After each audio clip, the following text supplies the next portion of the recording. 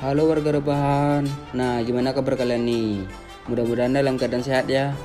Oke, di video kali ini Mimin akan membahas film yang bergenre fantasi berjudul Psychokinesis. Dirilis pada tanggal 31 Januari 2018 dan disutradarai oleh Yeon Sang-ho yang berasal dari Korea Selatan. Nah, daripada spoiler di awal, langsung aja kita gas ke intronya. Senangnya hatiku turun panas demamku. Kini aku bermain dengan ria. Film diawali dengan memperlihatkan sebuah stasiun TV yang sedang meliput kedai ayam goreng yang sangat-sangat laris. Pemiliknya adalah seorang cewek yang bernama Shin Rumi. Kita panggil saja Rumi. Di situ Rumi mengaku bahwa resep khusus ayam gorengnya berasal turun-temurun dari keluarganya.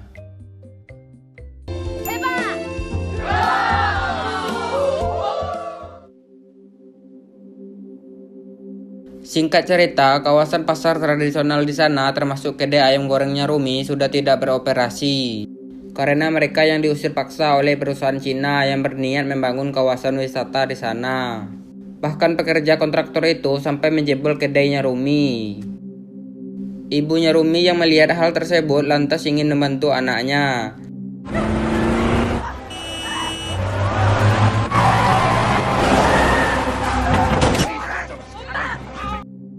Tapi para orang-orang kontraktor itu malah menarik ibunya Rumi dari dalam mobil. Dan terjadilah suatu kecelakaan yang menyebabkan kepala ibunya Rumi terpentok.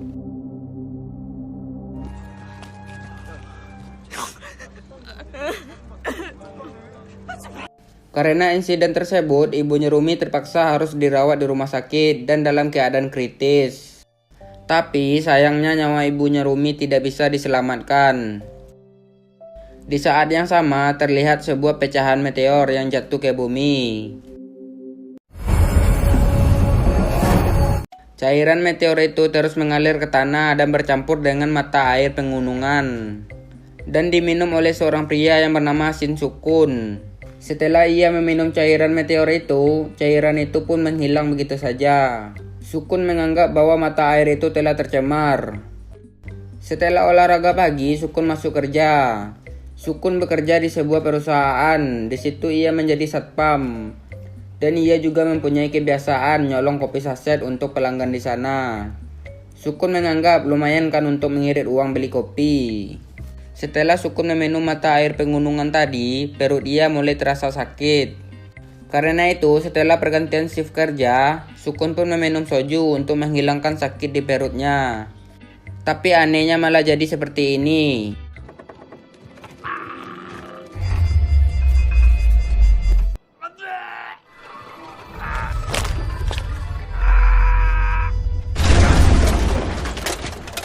Pemilik toko yang mengira Sukun mabuk, ia pun marah dan mengusir Sukun karena telah memberantakin meja di sana.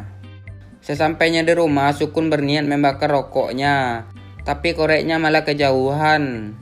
Dan tiba-tiba koreknya terbang sendiri ke tangannya. Sukun pun dibuat heran dengan hal tersebut. Tak lama kemudian Rumi menelponnya. Rumi memberitahu bahwa ibunya telah meninggal. Rupanya Rumi adalah anaknya Sukun. Ia telah lama berpisah dengan Rumi dan istrinya. Tunggu dulu, di sini masih belum dijelaskan hubungan tentang mereka. Setelah itu datanglah orang-orang perusahaan kontraktor sebelumnya. Rumi yang melihat mereka datang, ia pun menjadi kesal dan marah karena merasa mereka lah yang bertanggung jawab atas kematian ibunya. Petinggi para pekerja yang bernama Min berniat ingin mengasih uang permintaan maaf.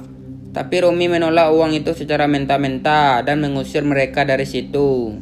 가라고 했잖아! 가 빨리 가세요. Setelah mereka pergi, di situ ada seorang pengacara muda yang bernama Kim Jong Un, tapi bukan Kim Jong Un yang ini ya. Kim menjelaskan kepada ayahnya Rumi bahwa pusat pasar tradisional di situ akan diambil alih oleh perusahaan Cina yang hendak ingin membangun pusat wisata dan mengusir para pedagang-pedagang di situ. Namun karena belum ada kontrak yang jelas, makanya Rumi dan para pedagang-pedagang lainnya tetap mempertahankan haknya. Kim yang selaku pengacara pembela hak sosial berniat membantu Rumi dan pedagang lainnya. Namun Sukun menganggap bahwa sangat sulit untuk menang melawan perusahaan besar. Serta Sukun menganggap Kim membantu Rumi mungkin ada maksudnya yang tertentu.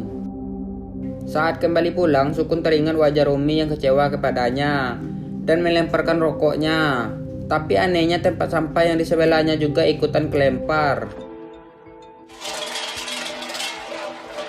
Akhirnya Sukun mulai menyadari bahwa dirinya mungkin punya kekuatan super. Ia pun mencoba untuk menggerakkan koreknya kembali. Tapi bukan hanya korek yang bisa ia terbangkan, melainkan benda-benda di kamarnya juga ikutan terbang.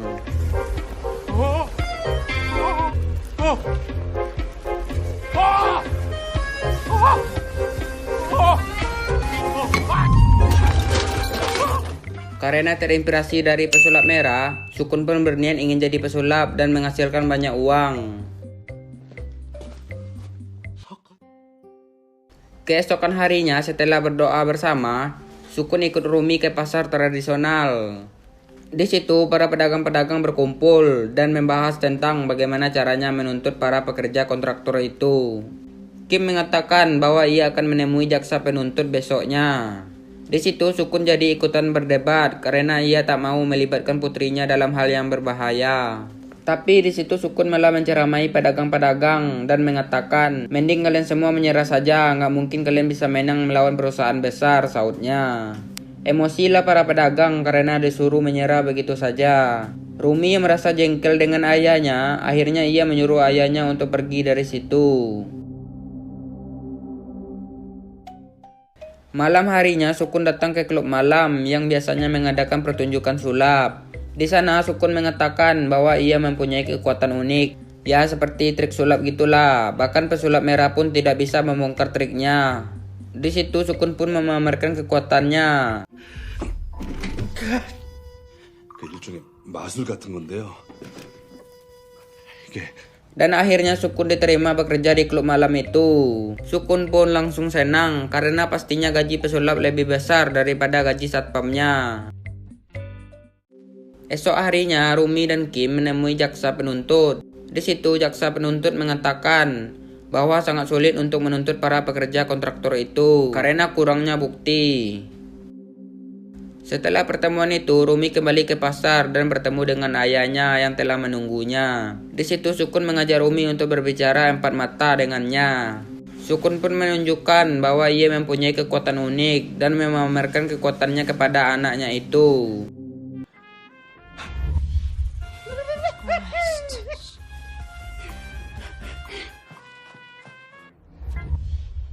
좀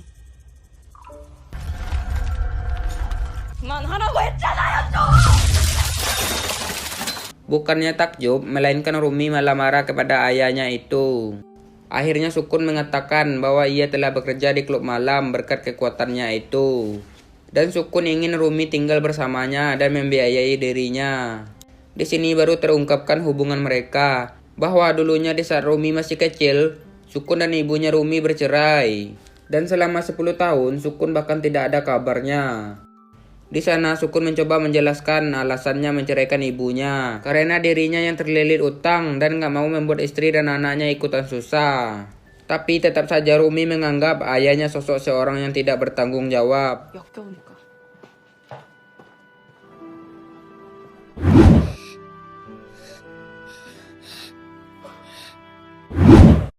Di perjalanan, Sukun melihat para pekerja kontraktor itu datang berbondong-bondong ke tempatnya Rumi. Sukun mengikuti mereka dari belakang. Melihat para pekerja kontraktor itu layaknya orang tawuran, para pedagang menyuruh ibu-ibu untuk melapor ke polisi. Sedangkan Rumi dan para pedagang lainnya mencoba menghalangi para kontraktor itu.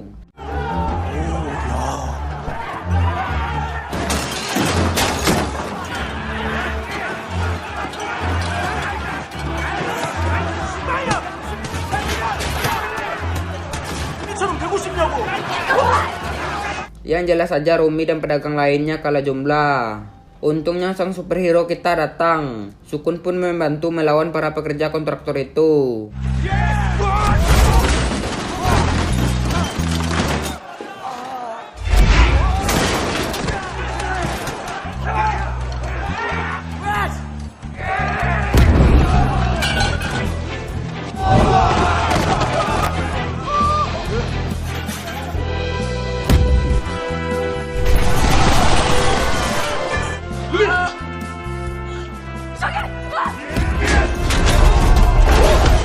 Kena mental lah para pekerja kontraktor itu.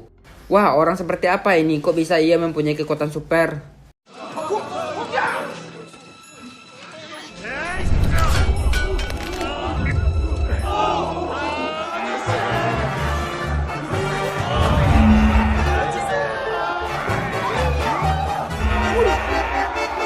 Sampai pada akhirnya polisi tiba di situ dan menginterogasi mereka semua. Di kantor polisi mereka saling tuduh-tuduhan yang membuat polisi bingung karena tidak adanya bukti. Min pun menunjukkan video yang ia rekam tadi kepada polisi, bahwa Sukunlah yang menerbangkan anak buahnya. Bukannya percaya, melainkan polisi menganggap mana ada orang yang mempunyai kekuatan seperti itu. 네가 설명해봐. Karena nggak mau ribet, polisi pun akhirnya menyuruh mereka untuk berdamai dan mengusir mereka semua dari kantor itu.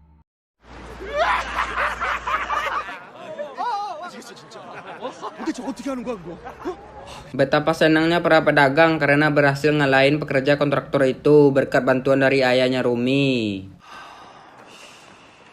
Supaya lebih aman, Sukun membuat benteng pertahanan dari barang-barang rongsokan. Bahkan sampai mobil pekerja kontraktor pun ikut diseret oleh Sukun.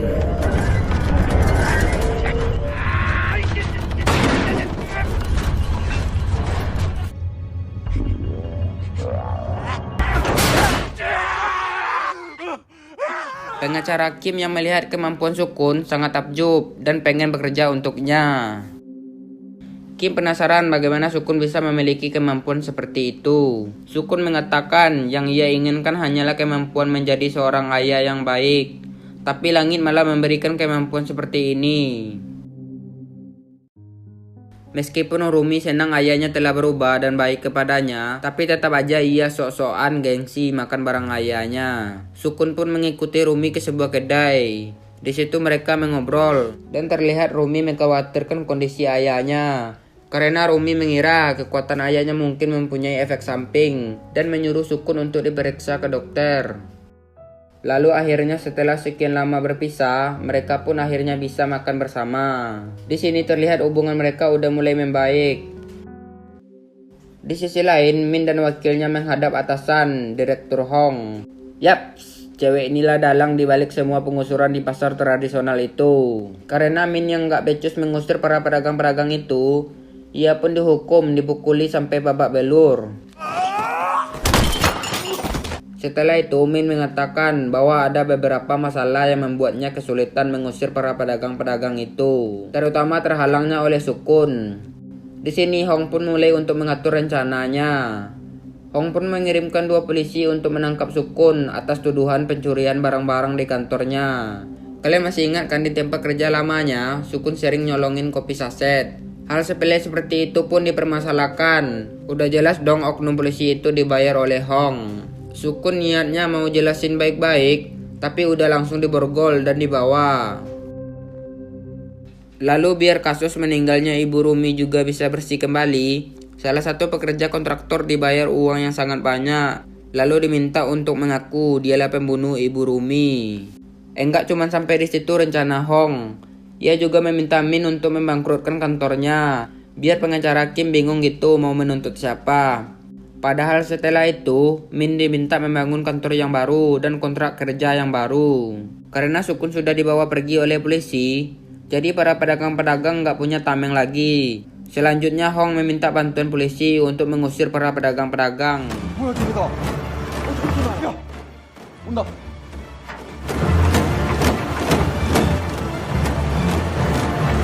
Kim menelpon Rumi dan meminta maaf karena dia nggak bisa berbuat apa-apa lagi. Namun tidak bagi Rumi yang masih aja ego mempertahankan haknya dan akan melawan polisi-polisi itu.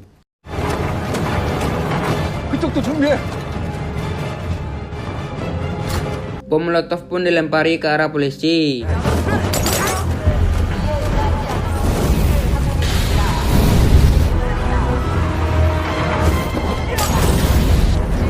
Sampai akhirnya ekskavator pun menghancurkan dinding tameng mereka.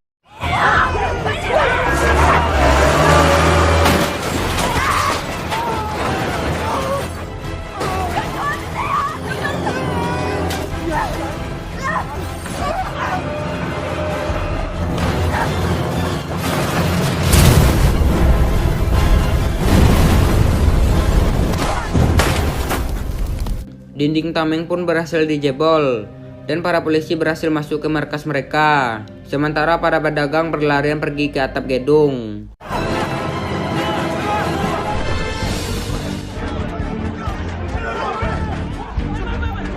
Di sini ada seorang pedagang yang hampir saja terjatuh, tapi bukannya ditolong malah disemprotkan water cannon. Di situ ada sebuah stasiun TV yang meliput kejadian di sana. Di kantor polisi, Hong menemui Sukun. Hong menghasut agar kekuatannya digunakan untuk menghasilkan uang dengan cara bekerja sama di perusahaannya. Hong memberikan kartu namanya dan meminta menghubunginya jika sudah menentukan pilihan.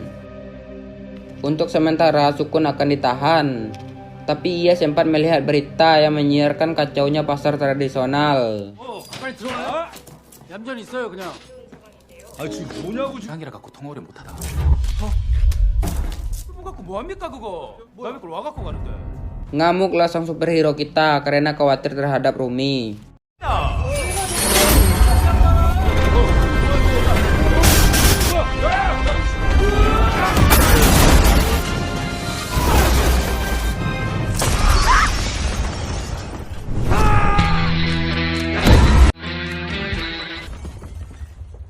Sukun pun bahkan sampai menghancurkan mobilnya Hong. Langsung kena mental nggak tuh? Sukun pergi ke tempatnya Rumi dengan cara terbang. Tapi karena masih belum bisa mengendalikannya, Sukun sampai terjatuh berkali-kali.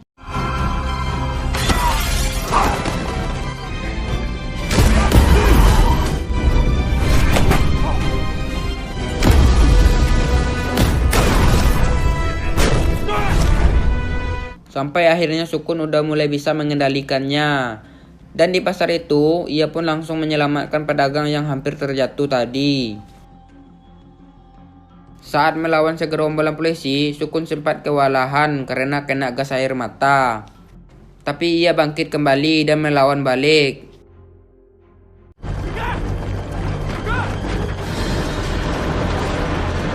Setelah mengalahkan gerombolan polisi itu, Sukun naik ke atap gedung untuk menyerang polisi lainnya dan membantu para pedagang untuk kabur ke gedung sebelah.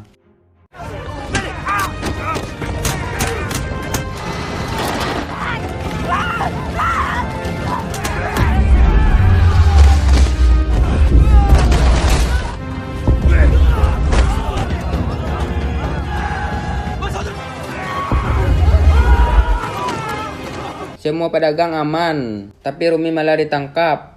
Malah tali kontainernya putus lagi.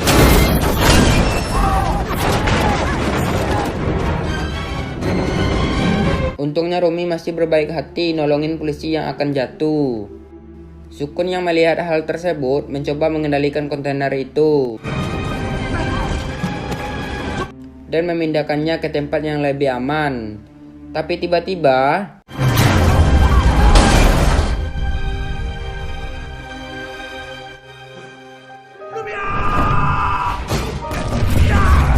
루비야! 감사합니다. setelah mengamankan putrinya dan menitipkan ke pedagang-pedagang, Sukun menemui Min dan mengatakan, "Kau menang, aku yang kalah," sautnya. Sempat-sempatnya ia tersenyum. Ngamuklah Sukun, langsung ngeluarin pukulan supernya. Fix, Min pun langsung pindah alam. Setelah itu, Sukun menyerahkan dirinya ke polisi. Dan sang pahlawan super kita dibawa ke kantor polisi.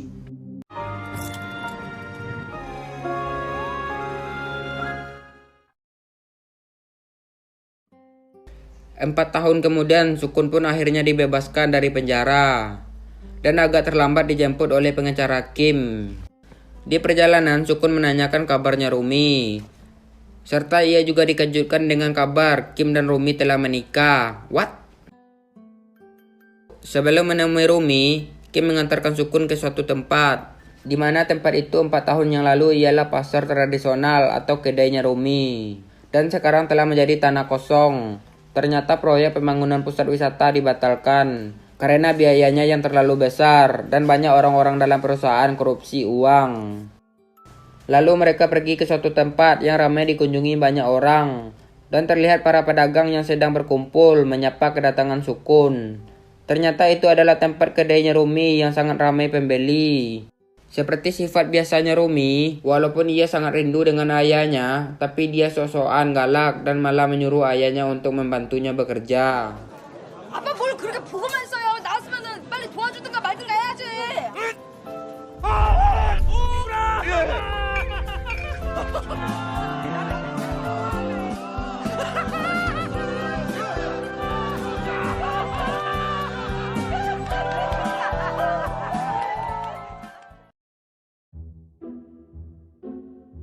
Nah, gimana nih menurut kalian tentang film ini? Coba deh tulis di kolom komentar. Kalau Mimin sih pasti menghayal lah bisa mempunyai kekuatan kayak si Sukun ini. Oke warga rebahan, mungkin sampai di sini dulu video alur cerita kali ini. Saya admin Peviti Film, sampai bertemu di video selanjutnya. Bye bye.